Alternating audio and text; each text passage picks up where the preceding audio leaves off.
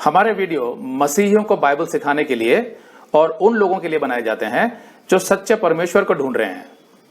किसी अन्य धर्म की आलोचना करना या उसके अनुयायियों का अपमान करना हमारा उद्देश्य बिल्कुल नहीं है। लेकिन कई क्षेत्रों में बाइबल की शिक्षाएं अन्य धर्मों के साथ मेल नहीं खाती। इसलिए अगर किसी को बाइबल की शिक्षाओं से ठेस पहुंचती हो तो कृपया हमारे वीडियो ना देखें। पवित्र आत्मा के दान। अगले कुछ दिनों में जो सीरीज आप देखेंगे वो होगी पवित्र आत्मा के दानों के विषय में, ताकि हर मसीही को यह समझने में मदद मिले कि उसके पास कौन कौन से दान हैं और वो उनका इस्तेमाल कैसे कर सकता है। तो सबसे पहले यहां पर 3 सवाल उठते हैं। पहला, पवित्र आत्मा का दान क्या होता है? दूसरा, पवित्र आत्मा के दान कौन कौन से होते हैं? तीसरा, एक मसीही को कैसे पता चलेगा कि उसे पवित्र आत्मा के कौन कौन से दान मिले हैं? लेकिन पवित्र आत्मा के दानों के विषय में बताने से पहले मैं आपसे यह पूछना चाहता हूं कि आखिर परमेश्वर को क्या आवश्यकता है मसीहियों को पवित्र आत्मा के दान देने की? अविश्वासियों को और दूसरे धर्मों के लोगों को तो ऐसा कोई दान नहीं मिलता, लेकिन फिर भी वे इस संसार में अपना जीवन जी लेते हैं। कुछ अविश्वासी तो शारीरिक तौर पर बहुत अच्छा जीवन गुजारते हैं। उनकी एक डिसेंट लाइफस्टाइल होती है, जीवन में बड़ी बड़ी उपलब्धियां होती हैं, पैसा और नाम होता है। इस संसार के जितने अविश्वासी हैं वे सब अपना जीवन गुजार लेते हैं। तो फिर पवित्र आत्मा के दानों की क्या आवश्यकता है? तो अब ध्यान से सुनिए। पवित्र आत्मा के दानों की आवश्यकता इसलिए है क्योंकि परमेश्वर की अपनी एक योजना है मानव जाति के लिए जो इस संसार से बिल्कुल अलग है। परमेश्वर अपना अनंत काल का परिवार बना रहा है। सांसारिक मनुष्य तो शरीर में जीता है और शरीर में मर जाता है और मिट्टी में चला जाता है, और वो परमेश्वर के परिवार में नहीं पहुंच पाता। सांसारिक मनुष्य में केवल सांसारिक बुद्धि होती है, लेकिन जो यीशु को अपना उद्धारकर्ता स्वीकार कर लेता है वो मनुष्य आत्मिक हो जाता है और वो परमेश्वर के परिवार में आ जाता है और उसमें परमेश्वर की बुद्धि आ जाती है। तो जब कोई परमेश्वर के परिवार में आ जाता है तो परमेश्वर 2 काम करता है। पहला, उस मनुष्य को परमेश्वर के परिवार का सदस्य होने लायक बनाता है उसकी आत्मिक उन्नति करके। दूसरा, परमेश्वर उसे आत्मिक तौर पर तैयार करता है ताकि वह दूसरे लोगों को भी परमेश्वर के परिवार में ला सके, मतलब सुसमाचार का प्रचार करके। तो कैसे करता है परमेश्वर ये दोनों काम? पहला, उद्धार के समय जब एक मसीह के अंदर पवित्र आत्मा आ जाता है तो वो पवित्र आत्मा उसे सब सत्य का ज्ञान कराता है, उसे एक नई समझ देता है और उसे परमेश्वर की रीति सिखाता है, जिससे वो मसीही धीरे धीरे यीशु के स्वरूप में ढलने लगता है, जैसे रोमियो के 8:29 में लिखा है। उससे लाभ यह होता है कि उस मसीही के जीवन में एक ईश्वरीय शांति आने लगती है जो ये संसार नहीं दे सकता। उसे जीवन में आत्मिक आनंद का अनुभव होने लगता है और वो तैयार हो जाता है अपने अगले कदम के लिए। तो क्या है वो अगला कदम? वो अगला कदम ये है कि परमेश्वर हर मसीही को पवित्र आत्मा के दानों से लैस करता है ताकि उसमें सामर्थ्य आ सके कि वो उन आत्मिक दानों के इस्तेमाल से परमेश्वर के राज्य को आगे बढ़ाने में अपना योगदान दे चर्च के द्वारा। तो कोई यहां पूछेगा, क्या बिना पवित्र आत्मा के दानों के परमेश्वर के राज्य को आगे नहीं बढ़ाया जा सकता? तो उसका उत्तर है नहीं। आप अपने प्राकृतिक कौशल अर्थात नेचुरल टैलेंट से परमेश्वर का कार्य नहीं कर सकते। आपको पवित्र आत्मा के दानों की आवश्यकता है, जिसके विषय में मैं आगे समझाऊंगा। तो कब मिलते हैं एक मसीही को पवित्र आत्मा के ये दान? पवित्र आत्मा के दान हर मसीही को उसी क्षण मिल जाते हैं जिस घड़ी उसका उद्धार होता है। मतलब ये कि उद्धार के समय से ही एक मसीही को बुला लिया जाता है परमेश्वर की सेवकाई के लिए। तो याद रखिए, आपकी सृष्टि केवल परमेश्वर की सेवकाई के लिए हुई है। You were created and called to serve God. बाकी सब काम उसके बाद। तो जो बात परमेश्वर ने यिर्मयाह भविष्यद्वक्ता से कही थी वही वो आपसे भी कहता है यिर्मयाह 1:5 में। गर्भ में रचने से पहले ही मैंने तुझ पर चित्त लगाया और उत्पन्न होने से पहले ही मैंने तुझे अभिषेक किया, मैंने तुझे जातियों का भविष्यद्वक्ता ठहराया। तो परमेश्वर ने अपनी योजना में यिर्मयाह को भविष्यद्वक्ता ठहराया, उसी तरह उसकी आपके लिए भी एक योजना है। वो योजना आपको कैसे पता लगेगी वो मैं आपको इस सीरीज में आगे समझाऊंगा। इफिसियों का 2:10 कहता है, क्योंकि हम उसके बनाए हुए हैं अर्थात परमेश्वर के, और मसीह यीशु में उन भले कामों के लिए सृजे गए जिन्हें परमेश्वर ने पहले से हमारे करने के लिए तैयार किया। आत्मिक दान अर्थात स्पिरिचुअल गिफ्ट्स का यूनानी शब्द है कैरिस्मेटा, जिसका मतलब है अ गिफ्ट ऑफ ग्रेस, मतलब अनुग्रह के दान। कैरिस मतलब अनुग्रह, ग्रेस। दूसरा तीमुथियुस 1:9 कहता है, जिसने अर्थात परमेश्वर ने हमारा उद्धार किया और पवित्र बुलाहट से बुलाया, और यह हमारे कामों के अनुसार नहीं पर अपनी इच्छा और उस अनुग्रह के अनुसार है जो मसीह यीशु में सनातन से हम पर हुआ है। सनातन मतलब जगत की उत्पत्ति से पहले हमें बुला लिया गया था, हमारे अच्छे कामों के आधार पर नहीं, बल्कि परमेश्वर के पूर्व ज्ञान के आधार पर कि एक दिन हम उसके पुत्र यीशु को स्वीकार कर लेंगे और मानव जाति के लिए परमेश्वर की जो योजना है उसे पूरी करने में अपना योगदान देंगे। तो हर मसीही को जो योगदान देना है, उसी लिए उसे पवित्र आत्मा के दानों से लैस किया जाता है परमेश्वर के द्वारा। कुछ लोग पवित्र आत्मा के दानों को कुछ रहस्यमयी चमत्कारी शक्ति समझते हैं जो उनके जीवन का भला करेगी। जैसे कुछ लोग सिखाएंगे कि अगर आप अकेले में बैठकर अन्य भाषा में परमेश्वर से प्रार्थना करेंगे तो परमेश्वर आपकी आत्मा को सिखाएगा और आपकी आत्मिक उन्नति होगी। लेकिन बाइबल स्पष्ट रूप से सिखाती है कि पवित्र आत्मा के दानों को हमें अपने लिए नहीं बल्कि चर्च में एक दूसरे की सेवा और एक दूसरे की आत्मिक उन्नति के लिए इस्तेमाल करना चाहिए, ताकि सब मिलकर परमेश्वर की सेवकाई कर सकें। पहले कुरिन्थियों का 12:7 में पौलुस कहता है, किंतु सबके लाभ पहुंचाने के लिए हर एक को आत्मा का प्रकाश दिया जाता है। पहला पत्रस 4:10 कहता है, जिसको जो वरदान मिला है वह उसे परमेश्वर के नाना प्रकार के अनुग्रह के भले भंडारियों अर्थात भले मैनेजर की तरह एक दूसरे की सेवा में लगाए। तो कुछ लोग यहां कहेंगे, हे प्रभु मुझे तो बस चंगाई का दान दे दे ताकि मैं सबकी चंगाई करूं। कुछ दूसरे कहेंगे, हे प्रभु मुझे तो इतना ज्ञान दे दे बाइबल का कि मैं बस दिन रात लोगों को उपदेश दे सकूं। लेकिन बाइबल सिखाती है कि सारे आत्मिक दान परमेश्वर अपनी इच्छा से देता है, जैसे पहले कुरिन्थियों का 12:11 में लिखा है। परंतु ये सब प्रभावशाली कार्य वही एक आत्मा करवाता है और जिसे जो चाहता है वह बांट देता है, मतलब जिसको वो चाहता है उसको बांट देता है। इफिसियों का 4:7, पर हम में से हर एक को मसीह के दान के परिमाण से अनुग्रह मिला है। परिमाण मतलब मसीह के नाप से अनुग्रह मिला है। दूसरे शब्दों में हर एक मसीही को जो दान अर्थात योग्यता मिलती है परमेश्वर का काम करने के लिए, वो यीशु अपनी इच्छा से और अपने मापदंड से देता है, बाय हिज मेजर। और उसी योग्यता के आधार पर वो मसीही कलीसिया में अपना योगदान देता है परमेश्वर के कार्य के लिए। जिसको जितने दान मिले होते हैं उसी के आधार पर उससे काम मांगा जाता है, जैसा लूका 12:48 में लिखा है। तो ऐसा कोई मसीही नहीं होता जिसे पवित्र आत्मा का कम से कम एक दान भी ना मिला हो, क्योंकि फिर तो वो परमेश्वर की सेवकाई ही नहीं कर पाएगा। आमतौर पर ज्यादातर मसीहियों को एक से अधिक दान मिले होते हैं ताकि वे परमेश्वर के कार्य को ज्यादा प्रभावशाली ढंग से कर सकें। लेकिन चर्च में ऐसा कोई भी नहीं होता जिसे पवित्र आत्मा के सारे दान मिले हों, जैसा पहले कुरिन्थियों के 12 से 27 में लिखा है, क्योंकि फिर तो चर्च में बाकी किसी की जरूरत ही नहीं रहेगी, एक ही मसीही सारे काम कर लेगा। लेकिन ऐसा है नहीं।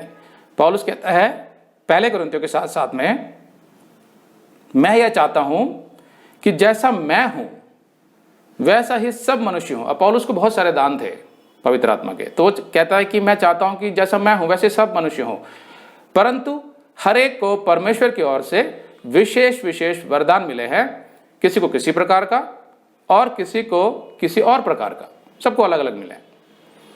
तो पवित्र आत्मा हर मसीही को आत्मिक दान देता है, लेकिन महत्वपूर्ण बात यह है कि कोई भी दान किसी के घमंड का कारण नहीं बनना चाहिए कि भाई मुझे ये दान मिला है तो मैं श्रेष्ठ हूं, या मुझे वो दान मिला है तो मैं श्रेष्ठ हूं। बल्कि हर मसीही को अपने दानों का इस्तेमाल प्रेम और नम्रता के साथ करना चाहिए, एक सेवक के हृदय के साथ, like with the heart of A servant, जैसा पहले कुरिन्थियों के 13:1-3 में लिखा है, जिसमें पौलुस समझाता है कि प्रेम सब दानों से ऊपर है। कभी कभी कुछ मसीहियों को लगता है कि बुलाहट अर्थात कॉलिंग केवल उन लोगों के लिए है जो पास्टर या प्रचारक अर्थात फुल टाइम इवेंजलिस्ट या बाइबल के उपदेशक बनना चाहते हैं, बाइबल टीचर्स, उन्हीं के लिए है सिर्फ कॉलिंग। लेकिन यह सच नहीं है। बाइबल सिखाती है कि हर मसीही को अपने दानों की मदद से परमेश्वर की सेवकाई करनी चाहिए और उसके राज्य को आगे बढ़ाने में अपना योगदान देना चाहिए। तो जिसके जैसे दान होंगे उसकी सेवकाई भी वैसी ही होगी, और परमेश्वर अपने दान कभी वापस नहीं लेता। मतलब ये कि बुलाहट हर मसीही के लिए है उसके दानों के आधार पर। रोमियो का 11:29 सिखाता है, क्योंकि परमेश्वर अपने वरदानों से और बुलाहट से कभी पीछे नहीं हटता। तो जो मसीही अपने दानों का इस्तेमाल करके अपनी बुलाहट पूरी नहीं करेगा उसे परमेश्वर को जवाब देना होगा। इसलिए अपने दानों को और अपनी बुलाहट को हल्का मत समझिए। चाइना में जब भी कोई नया मसीही आता है तो कुछ चर्चों में उसका स्वागत कुछ इस तरीके से किया जाता है। उसे कहा जाता है कि अब यीशु के पास 2 नई आंखें हैं देखने के लिए, 2 नए कान हैं सुनने के लिए, 2 नए हाथ हैं मदद करने के लिए, और एक नया दिल है प्रेम करने के लिए। मतलब ये कि अगर आप मसीही हैं तो परमेश्वर ने एक सेवकाई तैयार कर रखी है आपके लिए, बस आपको उसे पहचानना है और अपना काम शुरू कर देना है। और आपके दानों को पहचानने के लिए मैं आपकी मदद करूंगा इस संदेश के द्वारा। इसलिए इस सीरीज के सारे संदेशों को ध्यान से देखिए। कभी कभी कोई मसीह कहेगा, ब्रदर मेरे जीवन में बहुत उदासी है, बहुत निराशा है, मुझे नहीं लगता कि मैं अपने मसीही जीवन में कोई तरक्की कर रहा हूं, मेरे जीवन में कोई जीत नहीं है, there is no victory in my life, कोई आनंद नहीं है, there is no joy in my life. तो मैं उससे पूछता हूं, आप यीशु के लिए क्या कर रहे हैं? तो आमतौर पर उसका जवाब होता है कि देखिए मैं तो हर संडे चर्च जाता हूं और वहां बैठकर प्रभु के गीत सुनता हूं और गीत गाता भी हूं और अपने पास्टर का संदेश भी सुनता हूं। अब उस मसीही की समस्या यह है कि उसे अपनी सेवकाई का एहसास नहीं है। उसे अपने आत्मिक दानों को खोजना होगा और उन्हें प्रभु की सेवा में लगाना होगा, तभी उसके जीवन में आनंद आएगा। अभी तो वो केवल अपने लिए जी रहा है, प्रभु के लिए नहीं, इसीलिए निराश है वो। अगर आपको कोई बर्थडे में या शादी में या किसी और कारण से कोई गिफ्ट देता है तो आप क्या करते हैं? क्या आप जीवन भर उसे अपनी अलमारी में बंद रखते हैं? नहीं, आप उसे खोलते हैं, उसे अच्छी तरह देखते हैं, उसे समझते हैं, फिर उसका इस्तेमाल करते हैं। तो बस ठीक इसी तरह आपको अपने स्पिरिचुअल गिफ्ट्स आत्मिक दानों के साथ भी करना है। आपको उसे समझना है और उन दानों का विकास करना है और उसे यीशु के काम में लगाना है। इसीलिए पौलुस कहता है पहले कुरिन्थियों के 12:1 में, हे भाइयों मैं नहीं चाहता कि तुम आत्मिक वरदानों के विषय में अज्ञात रहो, मतलब अच्छे से जान लो अपने आत्मिक वरदानों को। तो यहां आगे बढ़ने से पहले मैं आपको सतर्क कर देना चाहता हूं कि आज बहुत से वेबसाइट्स खुल गए हैं इंटरनेट पे जो ये दावा करते हैं कि वे आपको निश्चित रूप से बता सकते हैं कि आपको पवित्र आत्मा के कौन से दान मिले हैं।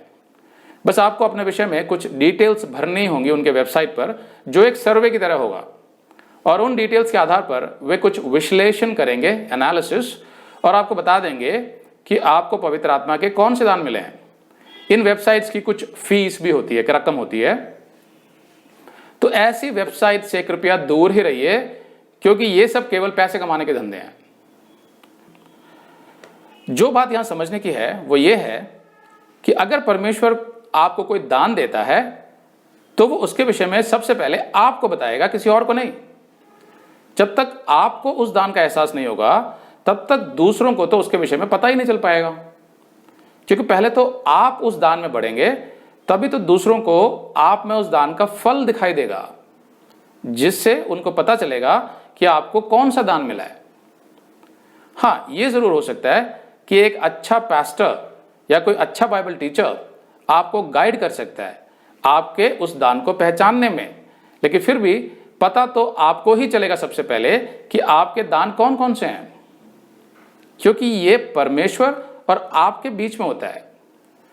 परमेश्वर के कार्य के लिए आप उस दान का इस्तेमाल करते हैं कि नहीं, इसका जवाब आपको परमेश्वर को देना होता है, किसी और को नहीं।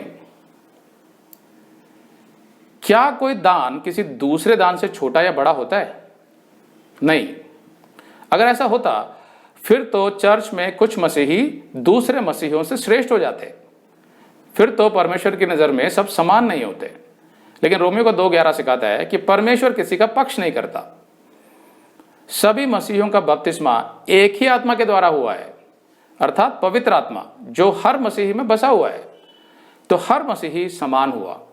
पौलुस कहता है 1 कुरिन्थियों के 12:14 में, इसलिए कि देह में एक ही अंग नहीं परंतु बहुत से हैं, जैसे कान, आंख, नाक इत्यादि, इन सबसे पूरी देह बनती है। लेकिन 17 में लिखा है, यदि सारी देह आंख ही होती तो सुनना कहां से होता, यदि सारी देह कान ही होती तो सूंघना कहां से होता। परंतु सचमुच परमेश्वर ने अंगों को अपनी इच्छा के अनुसार एक एक करके देह में रखा है। हम सब मसीही मिलकर यीशु मसीह की देह बनते हैं, द बॉडी ऑफ क्राइस्ट। और भले ही हमारे दान अलग अलग हों, लेकिन हम सब यीशु की नजर में समान हैं। 1 कुरिन्थियों का 7:17 कहता है, पर जैसा प्रभु ने हर एक को बांटा है और परमेश्वर ने हर एक को बुलाया है, वैसा ही वह चले। मतलब अपने दान और अपनी बुलाहट को समझकर उसी आधार पर कार्य करना है हर मसीही को। तो अब एक सवाल यह उठता है कि आत्मिक दान और प्राकृतिक कौशल में क्या अंतर होता है, स्पिरिचुअल गिफ्ट और नेचुरल टैलेंट में क्या अंतर होता है। तो इसका सरल उत्तर यह है कि प्राकृतिक कौशल अर्थात नेचुरल टैलेंट आपकी मानवीय योग्यताओं को दर्शाता है, ह्यूमन एबिलिटीज को, और आत्मिक दान अर्थात स्पिरिचुअल गिफ्ट्स यीशु की ईश्वरीय योग्यताओं अर्थात उसकी डिवाइन एबिलिटीज का प्रदर्शन करता है, जो आपके अंदर काम कर रही होती है जब आप मसीही बन जाते हैं। प्राकृतिक कौशल नेचुरल टैलेंट नेचुरल होता है, प्राकृतिक होता है, अर्थात वो एक कुदरती योग्यता होती है जो आपको जन्म से ही मिली होती है। एक ऐसा टैलेंट कौशल जो आपको वंशानुगत अपने पूर्वजों से मिला होता है या अपने माता पिता से मिला होता है। उदाहरण के लिए कोई अच्छा गायक हो सकता है, कोई अच्छा चित्रकार हो सकता है, किसी में खेल कूद यानी स्पोर्ट्स की अद्भुत क्षमता होती है, कोई गणित का विद्वान होता है इत्यादि। ये सब प्राकृतिक कौशल है, नेचुरल टैलेंट्स। आत्मिक दान स्पिरिचुअल गिफ्ट्स, आत्मिक दान आपको जन्म से नहीं मिलते, बल्कि जब आप नए सिरे से जन्म लेते हैं, बोर्न अगेन, तब मिलते हैं। अर्थात जिस क्षण आप अपने पापों से मन फिराकर केवल यीशु मसीह को ही अपना उद्धारकर्ता स्वीकार करते हैं, उसी क्षण आपको पवित्र आत्मा और उसके दान मिल जाते हैं। नेचुरल टैलेंट विश्वासियों और अविश्वासियों में समान रूप से हो सकता है, नेचुरल टैलेंट। लेकिन आत्मिक दान स्पिरिचुअल गिफ्ट्स केवल उन्हीं को मिलते हैं जिनका उद्धार हो चुका हो और जो मसीह की देह में शामिल हो चुके हों, the body of Christ. Natural talent केवल आपकी महिमा करेगा, योर ग्लोरी, लेकिन आत्मिक दान यीशु की महिमा करते हैं। ये बहुत बड़ा फर्क है। जैसे बहुत से अविश्वासी अपने नेचुरल टैलेंट को लेकर बहुत नाम और बहुत धन कमाते हैं, बड़े बड़े फिल्म स्टार्स, गायक, खिलाड़ी। भले ही वे कहें कि हम तो अपने टैलेंट से समाज की और देश की सेवा कर रहे हैं, लेकिन सच ये है कि वे केवल अपनी महिमा के लिए अपने नेचुरल टैलेंट इस्तेमाल कर रहे होते हैं। उसमें परमेश्वर के राज्य का कोई कार्य नहीं हो रहा होता। दूसरी ओर आत्मिक दान यीशु की महिमा के लिए इस्तेमाल किए जाते हैं और उसके राज्य को बढ़ाने के लिए प्रयोग किए जाते हैं, भले ही उससे किसी को कोई व्यक्तिगत अर्थात पर्सनल लाभ ना हो रहा हो, जैसे कि धन या नाम इत्यादि ना मिल रहा हो, फिर भी यीशु की महिमा होती है उससे। आमतौर पर परमेश्वर आपको वही आत्मिक दान देता है जो आपके नेचुरल टैलेंट अर्थात प्राकृतिक कौशल के साथ मेल खाए, ताकि आप परमेश्वर की सेवकाई का पूरा आनंद उठा सकें और वो आपको एक बोझ ना लगे। साथ ही साथ आप परमेश्वर के राज्य के लिए अधिक फलवंत हो सकें। अगर आप केवल अपने नेचुरल टैलेंट से ही सेवकाई करते रहेंगे तो बहुत जल्दी थक जाएंगे और निराश भी हो जाएंगे। इसीलिए आत्मिक दानों का साथ में होना बहुत जरूरी है परमेश्वर के कार्य के लिए, क्योंकि परमेश्वर का कार्य संसार के कार्यों से बिल्कुल अलग है और परमेश्वर के कार्य के लिए जो सामर्थ्य चाहिए वो पवित्र आत्मा के दानों से ही मिलता है। जैसे जैसे आप वचन में बढ़ते जाएंगे आप अपने आत्मिक दानों को पहचानते जाएंगे, फिर आप अपने नेचुरल टैलेंट्स और आत्मिक दान दोनों को मिलाकर परमेश्वर के राज्य को आगे बढ़ाने में अपना योगदान दे पाएंगे। अपने आत्मिक दानों का प्रभावशाली तरीके से इस्तेमाल करने के लिए आपको आत्मिक उन्नति और आत्मिक परिपक्वता अर्थात स्पिरिचुअल मैच्योरिटी की आवश्यकता है, जो केवल वचन में बढ़ने से ही आएगी। दूसरा कोई तरीका नहीं है स्पिरिचुअली मैच्योर्ड होने का, वचन में बढ़ना पड़ेगा आपको, तभी आप अपने आत्मिक दानों को प्रभावशाली तरीके से इस्तेमाल कर पाएंगे। बाइबल में पवित्र आत्मा के लगभग 19 दानों के बारे में लिखा है और आपकी सुविधा के लिए मैंने इनको 4 वर्गों में बांट दिया है। पहला वर्ग उन 4 दानों का है जो उनको दिए जाते हैं जो कलीसिया लगाने, उसको चलाने और उसको बढ़ाने के लिए परमेश्वर द्वारा चुने जाते हैं। 4 गिफ्टेड मैन और 4 gifted officers for his church. दूसरा वर्ग है संवाद, वाद विवाद और बोलचाल का दान, कम्युनिकेशनल गिफ्ट्स। ये दान 6 प्रकार के होते हैं। तीसरा वर्ग है सेवकाई का दान, मिनिस्ट्री गिफ्ट्स। ये दान 5 प्रकार के होते हैं। चौथा और आखिरी वर्ग है चिन्ह वाले दान, साइन गिफ्ट्स। ये दान 4 प्रकार के होते हैं। अगले 4 भागों में मैं आपको पवित्र आत्मा के इन 19 दानों के बारे में विस्तार से बताऊंगा। आप सभी भाग देखिए और स्पष्ट रूप से समझिए पवित्र आत्मा के दानों को और साथ साथ पहचानने की कोशिश कीजिए कि आपको कौन कौन से दान मिले हैं, ताकि आप परमेश्वर के राज्य को बढ़ाने में अपना पूरा योगदान दे सकें। आमीन।